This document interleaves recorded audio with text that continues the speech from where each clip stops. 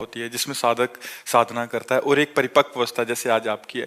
But आपके जीवन में तो महाराज जी बनारस से लेके जब से निकले हैं तब से प्रतिकूलता का, भोजन नहीं मिलना, हाँ, सर्दी, तो सबको सहना। चूंकि लक्ष्य हमारा बहुत बड़ा रहा है, हमारा लक्ष्य रहा ब्रह्म प्राप्ति, भगवत प्राप्ति।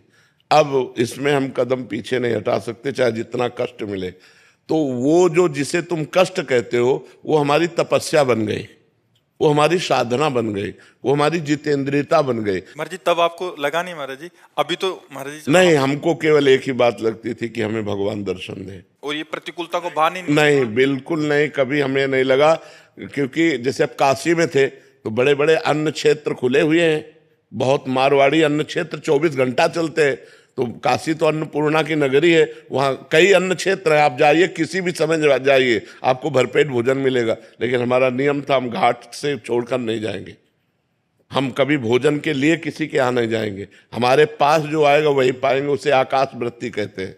आकाश वृत्ति से जीवन रखा कि मुझे केवल भगवत प्राप्ति करनी है। महाराज जी जब 3 दिन भोजन ना मिला हो, वो चित्त की स्थिति महाराज जी आपके अंदर क्या चलता था? केवल रोना आता था भगवान के लिए, गंगा जल पान करके एकांत में खंडहरों में बैठ के रोना आता था, प्रभु कब मिलोगे, कब देना और महाराज जी उसको अनुभव करना है, दोनों में अंतर है कि जो पेट एकदम हाँ से ललायित बिल्कुल हो रहा है। बिल्कुल नहीं, 7-7 दिन हो गए भोजन नहीं मिले। तो महाराज जी उस समय मन में क्या था कि केवल गंगा जल पीते, गंगा जल में पावर है वो, मतलब अब तो दूषण बढ़ रहा है, लेकिन गंगा जल में ऐसे पौष्टिक आहार है कि हम कभी लूज नहीं हुए, हम कभी निराश नहीं हुए।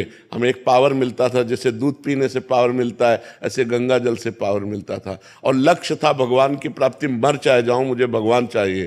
तो उस जिद्द के कारण सब सह गए, भगवान सब सहते रहे, वैसी क्षमता भी भगवान देते हैं, हमारा मन उत्साहित रहे। आपके मन में कभी आया नहीं कि हमारा भी एक जगह कुटिया हो, भोजन मिल जाए ऐसे? कभी हमारे मन में ऐसा नहीं आया। ये वृंदावन में व्यवस्था भगवान ने जब कर दी कि अब अखंड वृंदावन वास करना है, जब हमारी किडनी खराब हुई, ये परमात्मा की इन रूपों में परमात्मा ही तो प्यार कर रहा है। अगर हमने परमात्मा को जीवन दिया तो परमात्मा लाखों रूपों में हमें प्यार करता है।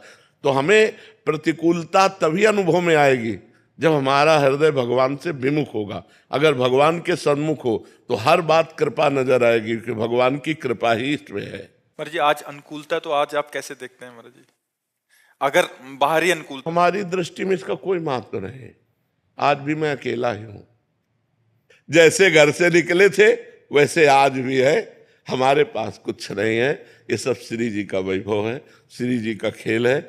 हम जैसे पहले थे वैसे आज भी हम वैसे ही रह रहे और वैसे ही अपने को मान रहे। लाखों लोग जुड़े हुए हैं, श्री जी से जुड़े हुए हैं, हमसे थोड़ी जुड़े हुए। अभी हम पैंट शर्ट पहन ले, कोई हमसे राधे श्याम कहेगा क्या? तो श्री जी का ही तो वेश है, श्री जी की शरण में है, तो वही सब श्री जी का खेल है, हमारा थोड़ी कोई खेल है। सब सुधार जो मंगलमय हो रहा वो सब भगवान की तरफ से हो रहा, सब प्रभु की तरफ से हो रहा है।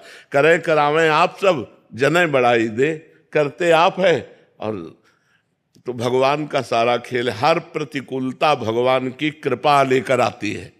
ये बात तभी समझ में आएगी जब भजन करोगे। नहीं, विपत्ति दुख और प्रतिकूलता से डर लगता है, नहीं लगता कि भजन करूं कभी प्रतिकूलता न मिले, कभी दुख न मिले, कभी विपत्ति न मिले।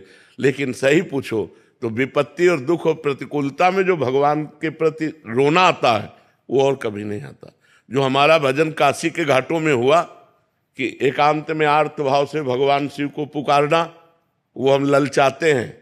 घाटों में जब तपती धूप है, पेट में भोजन नहीं, कोई बात करने वाला नहीं, रहने का ठिकाना नहीं, तब भगवान के प्रति जो भाव आता है वो किसी अन्य साधना से नहीं आ सकता है।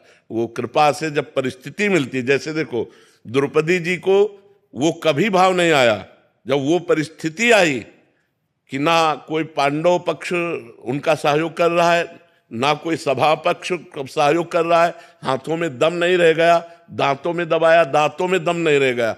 अब जो भाव आया, हे द्वारिकाधीश, वो भाव कभी नहीं आया, पहले कभी नहीं आया था। परिस्थिति ने वो भाव दिया कि भगवान का वस्त्रावतार हो गया और वही भगवान चीर बन करके लिपट गए द्रौपदी के। तो ये जो परिस्थिति आती है, विपत्ति दुख प्रतिकूलता, ये भगवान की कृपा का अनुभव कराने आती है। हम लोग डर जाते हैं।